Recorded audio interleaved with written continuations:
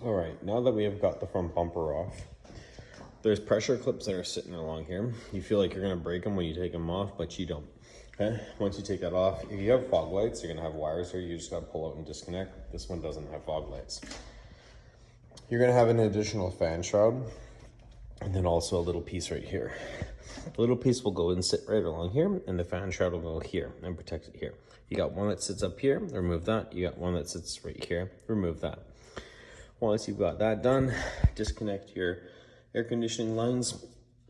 Rubber hose goes on the bottom, non-rubber hose goes on the top. Then you come over here, you've got your coolant upper rad hose. That one has to get disconnected. Once you got that one disconnected, in the back here, it's gonna be a little tough to see right now. But right here, you've got two lines right there. Those are gonna be your transmission lines, intake and inlet and outlet. So those ones, basically they're oil cooler lines that run through the radiator. You gotta disconnect those to pull this out, because if you yank it, you're gonna break it. Then you got one other line just right down here. Right, so I can zoom in there for you, right there. That one's gotta get disconnected as well. You got your rad support mounts here and here. I've taken them off and put them aside, just like that right there. And that is your next step, okay? All right, well, things just got real messy. So the AC condenser, radiator, and fan shroud is out now. Now that it's off, you can see you got the two AC lines here. You're gonna have a coolant line that's right attaches to there, which is right here, which goes to the bottom. And you got another one on this side here. Disconnect that power supply that you see right here, which is connected to right there. And then basically what you're gonna do is you're gonna interchange all of these pieces now to the new one. So new radiator, new AC condenser, new fan shroud, and then basically put it all back in there. So I just put this down because I didn't want to stain the floor, and well, obviously not really working well, but yeah, that's pretty much how you kind of remove it and disassemble there, and just go slow with your hoses so you don't break anything. But yeah, I will show you what to do next. Keep watching.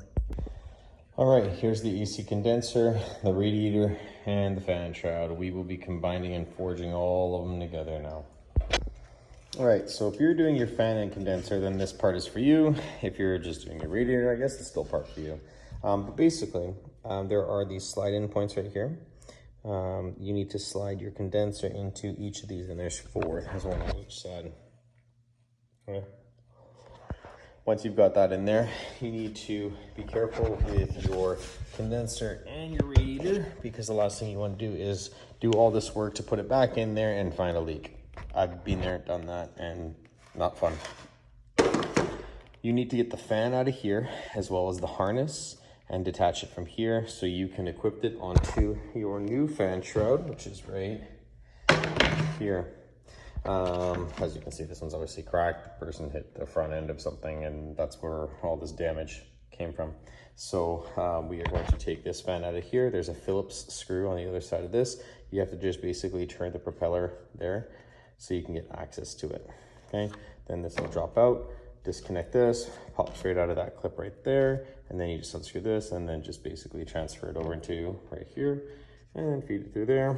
And then once you've done that, you want to slide it in to the same track channel, that design that it has right there, okay?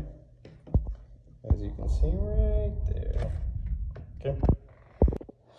All right, so I got the fan and everything switched over out of the old broken one.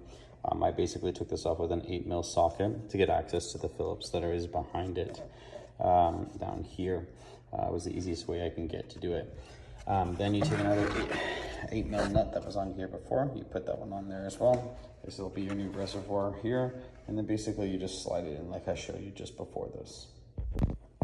Out with the old and in with the new. All right, so I got the new condenser in there now and the radiator. I got the mounts on it. I have the AC lines hooked up here. I got the lower coolant line clamped on there. I still have this one right here to clamp on. I have my transmission cooler lines attached and clamped on there, and then there's another one on the back side down low. You can't see it up from up here. And then this one is mounted as well. I have got the transmission cooler lines secured down there. Sorry, the light is not good right now. And then there's also that clip right here. Don't forget to put that one back in. So I'm at this point here. And all I really have to do is kind of reconnect a few lines, and then I'm gonna turn on the vehicle and let it run in idle, see if everything's operating as it should, and pray that there's no leaks in the radiator, because I've had that before and goddamn does it ever suck. So that's pretty much it. And then you got to put in the wind channels on this side and that side that should go on either side of the bar here.